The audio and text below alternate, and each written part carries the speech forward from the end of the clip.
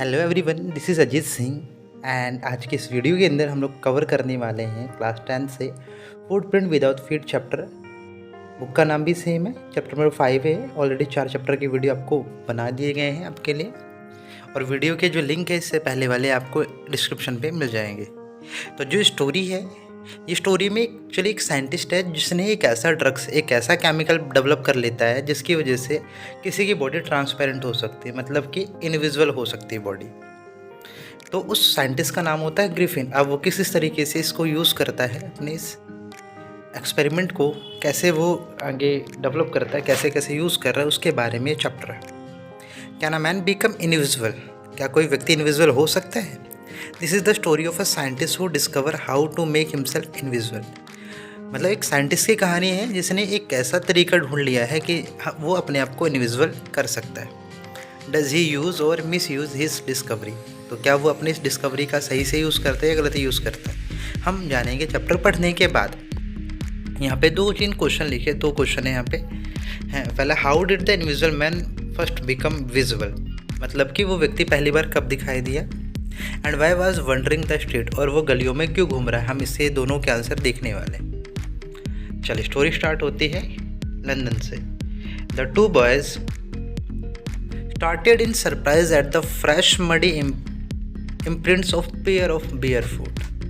दो बच्चे बहुत ही ज़्यादा क्या थे, हैरान थे किस चीज़ को देख करके। मडी मतलब गंदे पैर, कीचड़ से लथपथ जो पैरों के निशान देख रहे थे वो, जो कि नंगे पाँव के निशान। जैसे अब कोई इंसान चलता है तो उसके फुट प्रिंट बन जाते हैं, पैरों के निशान बन जाते हैं, लेकिन यहाँ पर जो निशान थे वहाँ पे कोई व्यक्ति ही दिखाई नहीं दे रहा था। बेयर फुट है, मतलब बिना पैरों के पैर के निशान है, ठीक है। What was the barefoot man doing on the step of a house in the middle of London? कि कोई व्यक्ति नंगे पाँव लंदन के बीचों बीच क्यों घूम रहा? क्योंकि लंदन में काफ़ी ठंड होती है तो लोग अक्सर जूते वगैरह पहन के ही निकलते हैं, तो कोई व्यक्ति क्यों निकलेगा भाई नंगे पैर। London, where was the man, ठीक है। And where was the man, अच्छा भाई ठीक है भाई, अगर पैर के निशान है तो फिर आदमी कहाँ है जिसके पैर के निशान। As they gazed and remarkable sight met their eyes। अभी वो सब चीज़ें देख ही रहे थे कि a fresh foot mark appeared from nowhere। अब एक और पैर का निशान बन जाता है। तो कुल मिला के ये वही साइंटिस्ट है जो दिखाई नहीं दे रहा, उसी के पैरों के निशान यहाँ पर दिखाई दे। फर्दर फुटप्रिंट फॉलोड, अभी भी आगे फुटप्रिंट आगे बनते जा रहे थे, वन आफ्टर अनदर, एक के बाद एक, descending the stepping and progressing down the street. मतलब आगे बढ़ते जैसे जा रहा था तो प्रोग्रेस होती जा रही थी गली की तरफ। द बॉयज़ फॉलोड, बॉयज़ ने उसको फॉलो किया। पैशनेट, काफ़ी आकर्षित तरीके, काफ़ी वो मतलब उसको अट्रैक्ट कर रहे थे सारी चीज़ें। Until the muddy impression become fainter and fainter, कब तक हुआ? जब तक कि वो पैर के निशान फीके नहीं पड़ गए। फीके बोले तो जैसे जैसे चलते हैं तो निशान है वो कम होते रहते हैं। And at last disappeared all together, आखिरकार में जाकर के वो पैरों के निशान भी गायब हो जाते हैं। मतलब क्या, जैसे जैसे चलते जाओगे तो आपके पैरों के निशान बनना बंद हो जाएगा। मान लो आपके पैर गीले तो पहले अच्छा निशान बनेगा, फिर और कम बनेगा, फिर और कम, इस तरीके से फाइनली जो पैरों के निशान है वो गायब हो गए। The explanation of the mystery was the real simple enough. अच्छा, इस रहस्य के पीछे कहने सिंप्लिसिटी, सिर्फ सिंपल सा लॉजिक है इसके पीछे। वो क्या है? The bewildered boys had been following a scientist who just discovered how to make the human body transparent। ये कोई जादू वादू नहीं है, बल्कि एक्चुअली क्या है, एक साइंटिस्ट के बारे में है। एक वो साइंटिस्ट है जिसने एक ऐसा एक्सपेरिमेंट कर लिया है, एक ऐसा ड्रग्स बना लिया है जो बॉडी को ट्रांसपेरेंट कर सकता है, किसी भी ह्यूमन बॉडी को, ठीक है। चलिए, कहानी का असली हीरो है ग्रिफिन। यहाँ पे Griffin the scientist had carried out experiment after experiment to prove that the human body could become invisible. तो उसने बहुत सारे एक्सपेरिमेंट किए, बहुत सारे एक्सपेरिमेंट करने के बाद उसने ये प्रूव करने की कोशिश की कि ह्यूमन बॉडी इनविजिबल हो सकती है। Finally he swallowed certain rare drugs and his body become a transparent as the sheet of glass, though it has also remain as a solid glass. तो फाइनली उसने जब ड्रग्स डेवलप करा तो उसने खुद थोड़ा सा ड्रग्स को ले लिया और उसकी बॉडी क्या होगी? ट्रांसपेरेंट होगी, जैसे ग्लास की शीट हो, जैसे ग्लास की बॉडी हो, लेकिन बॉडी सॉलिड थी। सॉलिड इन द सेंस कि अगर कोई चीज़ रखी है तो वो फील होगी लेकिन दिखाई नहीं देगी। ब्रिलियंट साइंस दो ही वॉज, काफ़ी अच्छा साइंटिस्ट था, ब्रिलियंट बोले तो, दिमाग से तेज था। Griffin was rather a lawless person, लेकिन वो थोड़ा सा नियम कानूनों को नहीं मानता था, थोड़ा सा उल्टा ही सोचता था। His landlord dislike him and tried to eject him. उसके लैंडलॉर्ड जो था भाई, वो क्या करता था, उसे पसंद नहीं करता था और उसे वो निकालना चाहता था घर से। तो क्या हुआ, in revenge Griffin set fire the house. To get away without being seen he had to remove his cloth. तो उसने मकान मालिक से बदला लेने के लिए क्या किया, उसके घर में आग लगा दी। अब आग लगा दी तो किसी ने पकड़ा क्यों नहीं उसे भाई, क्योंकि उसने कपड़े पहने नहीं थे तो उसकी बॉडी दिखाई दे नहीं रही थी, तो बिना कपड़ों के वो आसानी से वहाँ से निकल गया। Thus it was the that he become a homeless wonder without cloth without money and quite invisible. तो इसी वजह से अब क्या है, बिना घर के वो इधर उधर घूम रहा है, बिना कपड़ों के, बिना पैसों के, और बिल्कुल इनविजिबल है वो। Until he happen to step in some mud and left foot as he walked.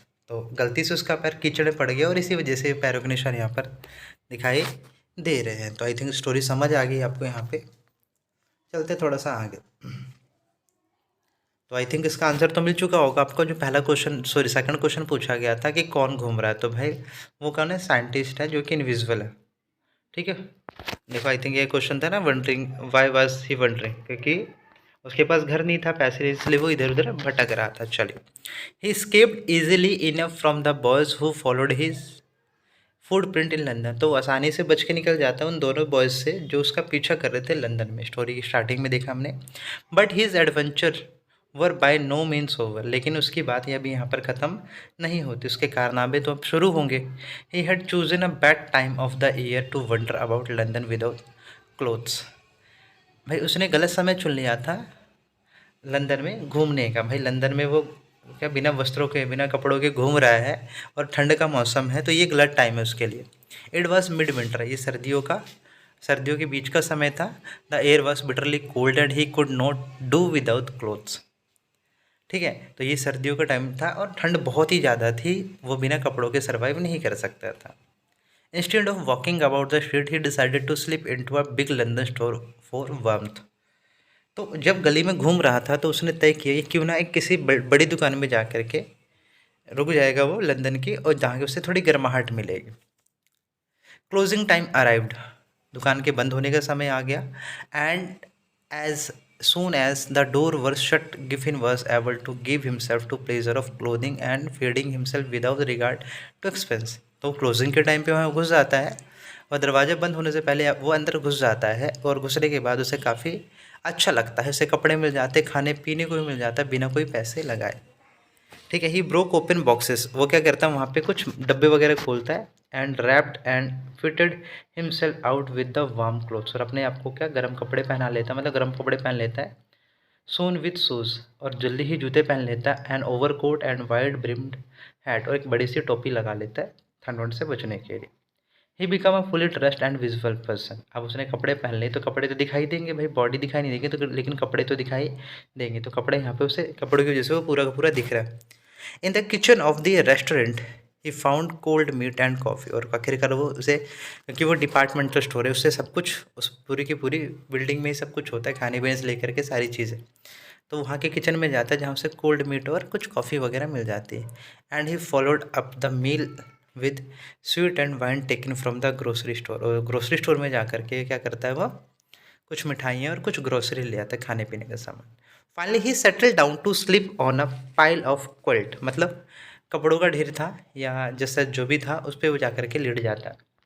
If only Griffin had manage to wake up in the good time all might have been well, कि अगर Griffin सही समय पे सुबह जाग जाता है तो सब कुछ ठीक रहेगा। As it was, he did not wake up until he assistant were already arrive the next morning.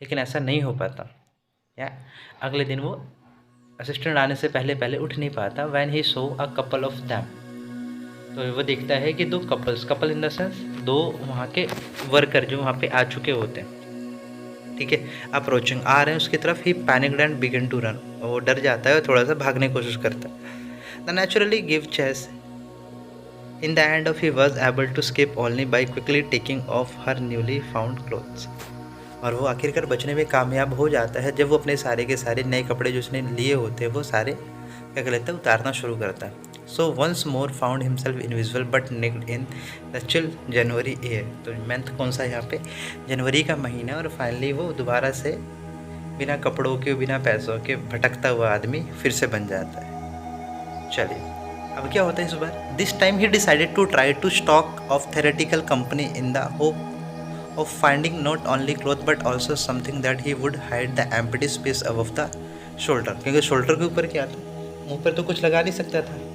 तो उसने सोचा क्यों ना किसी थेरेटिकल कंपनी में जाए, ऐसी कंपनी में जिसके जहाँ पे क्या होता है, नौटंकी का वो ड्रामेटिकल सामान मिलता है, जैसे मूछे वगैरह या नकली नाक वगैरह। तो ये सारी चीज़ें वो चाहता था ताकि उसके शोल्डर के ऊपर की जितनी भी चीज़ें हैं वो भी कवर हो जाए।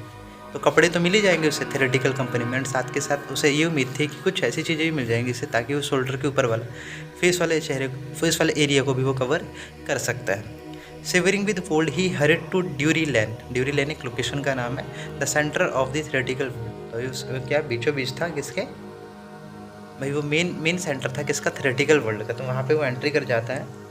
ही soon found a suitcase suitable shop. अभी वो क्या करता है, एक अच्छे से दुकान पे पहुंच जाता है। He made his way invisible upstair and came out a little later wearing bandage around his forehead, dark glasses, false nose, big bushy side whiskers and a large head. तो वहाँ घुसने के बाद वो, क्योंकि वो इनविजिबल था, आराम से सीढ़ी चढ़ जाता है और वहाँ पे क्या क्या मिल जाता है उसे। और थोड़ी देर में वापस आता है, क्या क्या, बैंडेज, पट्टियाँ बांधता पूरे चेहरे पे, फोरहेड, माथे पे उसके, डार्क ग्लासेस मतलब ब्लैक रंग के ग्लासेस पहनता है, नकली नाक लगाता है, बड़ी बड़ी दाढ़ी मूछे, और उसकी बड़ी सी टोपी लगा लेता है। कम्प्लीटली उसका चेहरा कवर हो चुका है, कपड़े तो उसे मिल ही गए थे। He callously attack the shopkeeper for behind. वो पीछे से आकर के क्या करता है, दुकान के मालिक को मारता है। After which he robed him and all of money he could find. और जितना पैसा उसे मिलता वो वहाँ से निकाल लेता, चुरा लेता। तो यहाँ पे ये क्या हुआ, पहली बार तो कब विजुअल हुआ वो, जब उसने क्या किया था, यहाँ पर जब स्टोर में उसने कपड़े पहन लिए थे। तो उसका आंसर भी आपको मिल गया होगा कि पहली बार वो विजुअल कब हुआ, एंड सेकंड टाइम अब हो गया। अब यहाँ पे हमें सेकंड पार्ट आगे बढ़ने के लिए, यहाँ पे इसका मतलब यहाँ से सेकंड फेज स्टार्ट हो जाएगा स्टोरी का। तो यहाँ पे कुछ क्वेश्चन है, why does Mrs Hall find an scientist eccentric. तो मिसेस हॉल को कैसे पता चला कि साइंटिस्ट सन की है। What curious episode occurs in the study, मतलब स्टडी क्या है, ये भी क्लर्गी मैन होगा, उसके घर में चोरी वगैरह होती है, तो उसी की स्टडी को लेकर के, यहाँ पे स्टडी बोले तो उसका जो रूम होता है वहाँ पे कुछ घटना होती है तो उसके बारे में। And what the extraordinary thing happened at the हिन, और कौन सी अजीब चीज़ होती है कहाँ पर, इनमें। तो तीनों क्वेश्चन के आंसर जानने वाले हैं हम पढ़ने के बाद। Eager to get away from the crowded London he took a train to the village of Iping. तो जब इतना सब कुछ घटना करने के बाद वो क्या पहुंचता है, एक प्लेटफॉर्म पे, लंदन के क्राउडेड प्लेटफॉर्म था वो, और वहाँ से ट्रेन पकड़ता है कहाँ पे, आइपिंग गांव जाने के लिए। आइपिंग एक लोकेशन का नाम है। Where he book 2 rooms at the local inn, local मतलब सराय होता है जहाँ पर, जैसे अब होता है ना वो ओयो होटल वगैरह, तो वैसे ही इन पहले होते थे सराय करके, धर्मशाला, एक धर्मशाला भी नहीं कहेंगे, मतलब उससे थोड़े से अच्छी फीचर्स होते। तो वहाँ पर उसने क्या किया, 2 रूम बुक करे। अब यहाँ पे क्या होता है, the arrival of stranger eight in the winter was in any case N unusual event, कि इस सीज़न में, ठंडी के मौसम में किसी अजनबी व्यक्ति का वहाँ पे आना एक खास बात थी वहाँ पे। क्यों, क्योंकि उस सीज़न में कोई भी व्यक्ति वहाँ पर आना पसंद नहीं करता, ठंड है इतनी ज़्यादा, वहाँ पे घूमने फिरने भी विजिटर नहीं आते थे।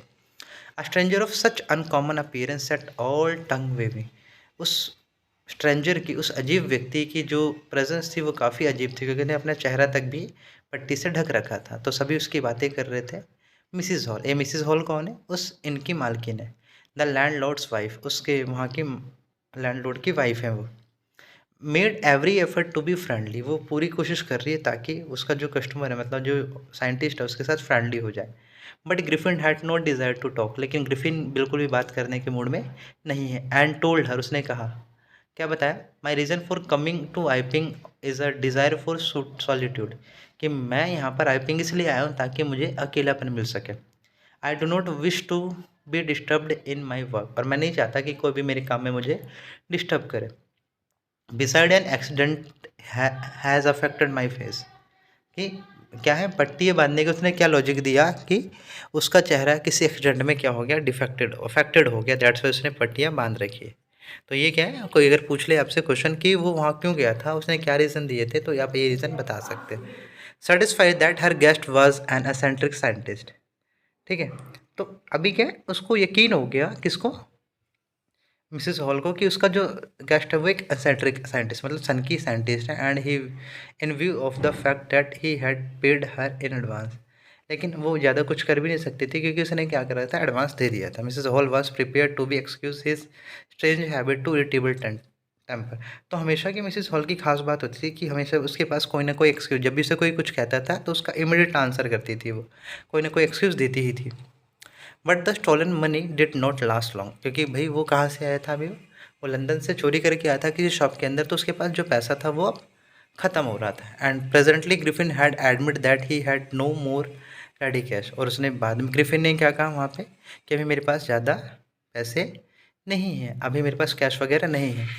ही pretended however that he was expecting for a cheque to arrive at any moment. तो उसने क्या कह दिया कि भाई कोई बात नहीं, मेरा जल्दी ही चेक आने वाला है, फिर मैं आपके पैसे चुका दूंगा। तो ये वहाँ पे क्या देता है ऐसा। Shortly afterward a curious episode occurs very early in the morning. A clergy man and his wife were awakened by noise in the study। अब क्या है, क्लर्गी मैन का हाउस है कहीं पे आइपिंग में ही। क्लर्गी मैन मतलब एक पादरी होता है जो वो चर्च में पूजा पाठ करवाते हैं। तो क्लर्गी मैन के घर पे वो क्लर्गी मैन और उसकी जो पत्नी होती है वो सुबह जाग जाती है आवाज़ सुनकर। किस चीज़ की आवाज़ सुनकर, स्टडी मतलब एक कमरा है, तो वहाँ से आवाज़ आ रही होती। क्रीपिंग डाउन स्टेयर, वो चुपचाप उतरते हैं। They heard the chink of money being taken from the clergyman's desk. वो देखते हैं क्या है कि आवाज़ आ रही है किसकी, नोटों के गिनने की, या नोटों की आवाज़ आ रही थी कुल मिलाकर के। तो क्लर्गी मैन के डेस्क से कोई पैसे जैसे कोई चुरा रहा हो। Without making any noise and with the poker grabs firmly in his hand. तो वो क्या है, बिना कुछ करे हुए तो क्या करते हैं, अब पोकर ग्रैब्स मतलब अपने हाथ में छड़ी वगैरह लेकर के वो चल आ जाते हैं रूम की तरफ। The clergyman flung open the door, एकदम झटके से दरवाज़ा खोलते हैं। एंड क्या कहता है क्लर्गीमैन, सरेंडर, कि जो भी है मुझे अपने हवाले कर दो। चलो अब यहाँ पे क्या होता है, then to his amazement he realize that he the room appear to be empty. तभी उसे लगता है, भाई वो चौंक जाता है देख कर कि कमरे में तो कोई भी नहीं है। And his wife look under the desk, और उसकी वाइफ देखती है डेस्क के नीचे, एंड बिहाइंड द कर्टन, पर्दों के पीछे, एंड इवन द चिमनी मतलब ऊपर लगने वाले जहाँ से गैस निकलती है, तो वो वहाँ भी देखती है। There wasn't sign of anybody, लेकिन वहाँ तो कोई था ही नहीं। भाई होगा कैसे, वो व्यक्ति तो इनविजिबल मैन है। Yet the desk had been open and the housekeeping money was missing। क्योंकि यहाँ पर क्या है भैया, कोई नहीं है, लेकिन फिर भी घर के हाउसकीपिंग मनी, जो घर को चलाने का पैसा है, वो तो गायब हो चुका है। बड़ी अजीब सी चीज़ है भाई, कोई दिख नहीं रहा और क्या पैसा चोरी हो गया। भैया ये कौन सोच रहे हो, क्लर्गी मैन अंकल सोच रहे हैं। चलते हैं आगे। Extra ordinary affair, the clergy man kept saying for the rest of the day. बड़ी अजीब बात है, मतलब क्लर्गी मैन बेचारा पूरा कहता रहा पूरे दिन, बड़ी अजीब बात है, कोई नहीं था और पैसे मेरे चोरी हो गए। But it wasn't an extraordinary as the behavior of Mrs. Hall furniture little later that morning। कि लेकिन ये ज़्यादा खास बात नहीं है, किससे, कि मिसेस हॉल का जो फर्नीचर है वो एक अजीब सी हरकत कर देता है। फर्नीचर इन द सेंस कुर्सी टेबल को फर्नीचर कहते हैं यहाँ पे। तो सुबह सुबह स्टोरी के कुछ ही देर बाद यहाँ पे एक घटना और होती है मिसेस हॉल के फर्नीचर के साथ में। वो क्या है देखते हैं। अभी होटल में आ जाते वापस इनमें, मतलब जहाँ पे वो ठहरा हुआ था। The landlord and his up very wife were up very early and were surprise to see the scientist door wide open. तो सुबह सुबह उठते हैं और क्या देखते हैं कि जो साइंटिस्ट का दरवाज़ा है वो खुला हुआ, ये देख करके थोड़ा सा वो हैरान हो जाते हैं। क्यों, usually it was shut and locked. आमतौर पर क्या होता है, उसका दरवाज़ा बंद होता है और लॉक होता है। And he was furious if any one enter his room, और काफ़ी तेज़ी से वो क्या करता, दरवाज़ा बंद कर लेता अगर कोई उसके कमरे में घुसने की कोशिश कर रहा हो। तो आज तो भैया ऐसा कुछ नहीं है। The opportunity seem to be good to be missed. तो यहाँ पे एक अच्छा मौका था उसके रूम में घुसने का। दे पीप्ड राउंड द डोर, चुपचाप उन्होंने कमरे में थोड़ा दरवाजे से झांका। सो नो बड़ी, देखा कोई भी नहीं है। एंड डिसाइड टू इन्वेस्टिगेट, और उन्होंने देखा कोई ना, आज इन्वेस्टिगेट करके देखते हैं क्या क्या हो रहा है अंदर। The bad clothes work cold, जो बिस्तर के जो कपड़े थे वो सारे के सारे ठंडे थे। ठंडे क्यों थे, क्योंकि वहाँ से काफ़ी टाइम पहले ही वो निकल चुका था। कौन, इनविजिबल मैन, मतलब बोले तो वो ग्रिफिन। तो कि जब आप ठंड में किसी बिस्तर पे नहीं सोओगे तो भी वो बिस्तर ठंडा हो जाएगा, तो इसका मतलब काफ़ी देर पहले वहाँ से निकल चुका। Showing that the scientist must have been up for some time, मतलब कि ऐसे उन्हें तय ये लगता है काफ़ी देर पहले ही यहाँ से साइंटिस्ट क्या निकल चुका है, मतलब उठ चुका है। एंड स्ट्रेंजर टिल, और काफ़ी अजीब बात थी, the cloth and bandage that he always wore were lying about the room, और वो सारी चीज़ें पट्टियाँ वगैरह जो वो हमेशा बांध के रखता है वो पूरे कमरे में फैली हुई हैं। All of the sudden Mrs Hall heard a sniff close to her ear, तभी क्या होता है उसके कान में एक अजीब सी आवाज़ आती है। A moment later, the hat on the bedpost lifted up and dashed itself into her face. तभी क्या होता है, जो टोपी हेड पड़ी थी किसकी, उस ग्रिफिन की, वो हवा में उठती है और किसके मुंह पे जाके लगती है, मिसेस हॉल के। Then the bedroom chair become alive, तभी क्या होता है कमरे के अंदर एक कुर्सी होती है वो जान आ जाती है उसके अंदर, मतलब वो हवा में खड़ी हो जाती है। स्प्रिंगिंग इनटू द एयर, हवा में वो खड़ी हो गई। इट चार्ज स्ट्रीट एट है, और किसकी तरफ चार्ज करती है, किस तरफ बढ़ती है भाई, उस मिसेस हॉल की तरफ। लैक्स फॉर मस्ट है, मतलब जैसे उसमें पैर लग गए हों। And she had her husband turn away in the terror, और वो और उसका पति डर के मारे वहाँ से भाग निकलते हैं। The extraordinary chair pushed them both out of the room and appeared to slam and lock the door after them. तो सबसे अजीब बात ये थी कि उस शेर ने उन दोनों को धक्का दे करके कमरे से बाहर निकाल दिया, और जैसे ही कमरे से बाहर निकले तो दरवाजा एकदम से धम्म से बंद हुआ और वहाँ पे लॉक लग गया। Mrs Hall almost fell down and stare in hysteric. ठीक है, तो क्या था, वह मिसेस जो हॉल थी वो बहुत ज़्यादा गिर गई थी, लगभग सीढ़ियों में डर के मारे उतरते उतरते। She was convinced that the room was haunted by spirit, उन्हें ये ऐसा लग रहा था कि मानो इस कमरे के अंदर क्या है, कोई आत्मा, कोई भूत प्रेत आ गया है। And that the stranger had somehow cause this the enter into the her furniture, कोई आत्मा उस फर्नीचर मतलब कुर्सी के अंदर क्या है, घुस चुकी है। तो वही होता कि क्या हुआ फर्नीचर के साथ, तो फर्नीचर अलाइव हो चुका था। क्लर्गी मैन की स्टडी से आवाज़ कैसे आ रही थी, पैसों के चोरी करने की। तो आपको दो आंसर मिल चुके हैं यहाँ से। ठीक है, चलते हैं आगे। My poor mother used to sit in the chair, she moaned to think it should rise up against me now. तो अब वो थोड़ा सा दुख के मारे बताती है कि जो मिसेस हॉल की मदर है वो उस पर बैठा करती थी, और आज वही चेयर उसे क्या है, नुकसान पहुंचा रही है। तो ऐसा वो काफ़ी जो दुख जताती है। The feeling among the neighbours was that the trouble was caused by witchcraft, जब ये बात पड़ोसियों को पहुंची तो कहा जरूर इसमें क्या है, विच क्राफ्ट, कोई चुड़ैल या भूत प्रेत का साया है। बट विच क्राफ्ट और नॉट, लेकिन विच क्राफ्ट था या नहीं था वो बाद में पता चलेगा। When news of the burglary at the clergyman hope become known, तो जब लोगों को ये पता चला कि क्लर्गी मैन के घर में भी कहीं चोरी हुई है, then strange scientist was strongly suspected of having had a hand in it. तो लोगों को शक हुआ कि कहीं ना कहीं साइंटिस्ट का हाथ है उसके घर की चोरी में। Suspicion grew even stronger when he suddenly produce some ready cash, लेकिन जो सस्पेंस था, मतलब जो सस्पेक्टेशन था, मतलब जो सस्पिशन था कि शक था, वो शक पूरा यकीन में तब बदल गया जब ग्रिफिन ने रेडी कैश, मतलब अभी तक वो कह रहा था कैश नहीं है, लेकिन अब उसने कैश किसको दे दिया, वहाँ के ऑनर को, और कहा कि ये लो पैसे। तो वो शक क्या हो गया, यकीन में बदल गया। Though he had admitted not long before that he had no money, क्योंकि उसने थोड़े समय पहले क्या कहा था, मेरे पास कोई पैसा अभी नहीं है। तो आई थिंक ये क्या पूरी बात सबको यकीन हो जाती है। The village constable was secretly sent for, तो बहुत ही चुपचाप बिना किसी को बताए बुलाया गया, किसको, गांव के कांस्टेबल को, मतलब पुलिस वाले को। Instead of waiting for the constable Mrs Hall went to the scientist, तो बिना वो क्या कहते कांस्टेबल का इंतजार किए बिना वो किसके कमरे में गए, साइंटिस्ट के। Who had somehow mysterious appeared from his empty bedroom, और वो काफ़ी क्या था, मिस्टीरियस अपीयरेंस थे उसकी खाली रूम के अंदर। I want to know what you have been doing to my chair upstairs, अब वो उससे पूछती, मैं ये जानना चाहती हूँ कि तुमने मेरी चेयर के साथ क्या किया।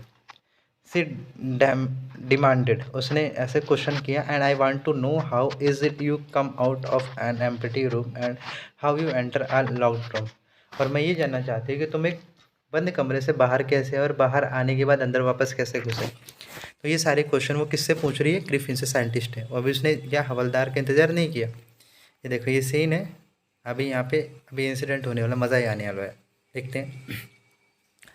The scientist always quick temper, जो साइंटिस्ट था हमेशा वो जल्दी गुस्सा हो जाता था। Now he become furious, you don't understand who और what I am, he shouted.